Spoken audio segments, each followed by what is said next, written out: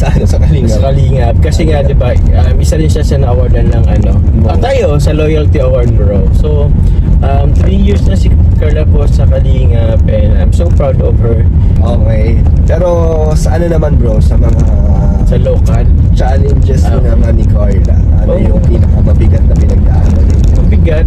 Ano bang mabigat? Sa pagiging ayan, simula nagka-job kayo, Ano bro, ano bang misunderstanding sa isa't isa. sa isa't isa.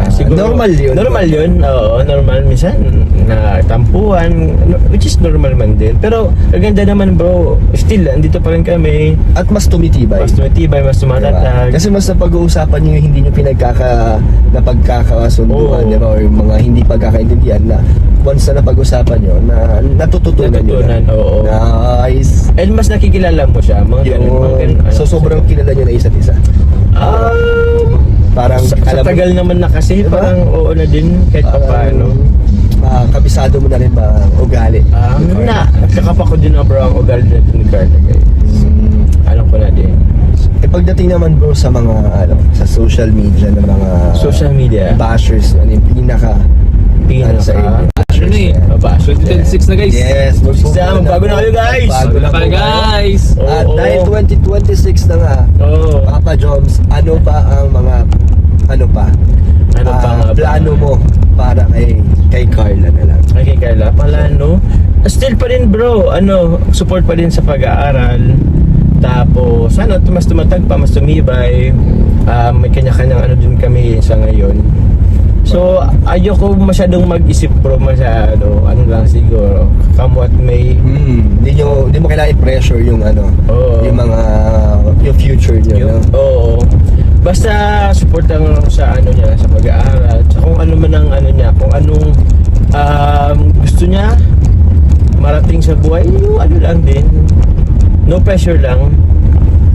Though medyo nakaka-pressure din. Pero ewan ko, kung iisipin kasi bro, mapapressure ka din talaga. Sobran. Kasi hindi naman maaalis din yan na mag-worry ka sa kinabukasan. Oo. Sa mga mangyayari sa'yo. Oo. Actually, nakapraning nga nakapraning kakaisip ng Kaya depende na lang talaga sa nagdadala Oo. ng problema, di ba? So kung kaya mong dalhin, di ba? Tuloy-tuloy lang. Basta Ikaw bro, ano ba ang may papayo mo sa mga dyan, sa mga supporters natin na may mga pinagdadaanan sa nag-worry sa mga nila sa future, diba? Sa career, gano'n. Sa career. Lang guys, naintindihan namin yan, naintindihan ko yan yung tipong napapraning kayo sa future kasi for sure meron tayo kanya-kanyang goal sa buhay. Gusto meron tayong mga parang, okay, at the age of 30 plus, sana maging successful na tayo. Pero lang guys, tawag niyan, huwag nyo masyadong pressurein din. How ironic na nasasabi ko yun kasi ako yung na-pressure din naman. Pero siguro lang, pray and one at a time, step by step. Ko lang is kung anong gusto nyo mangyari, gawin nyo.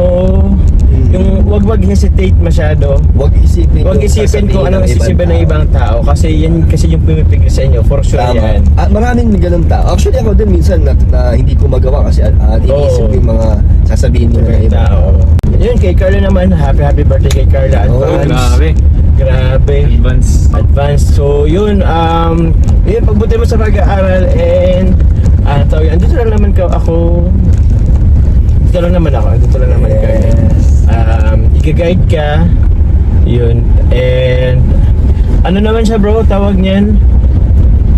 Ayun. Yun. Marami pang surprises or marami pang blessings ang mangyayari sa iyo, ang madarating sa iyo. Kasama ka? Kasama niya ito sa blessings.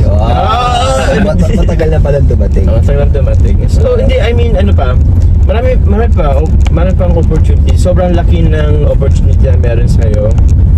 Kaya I hope na maging thankful ka and yun. Always pray to God. Magpasalamat kay God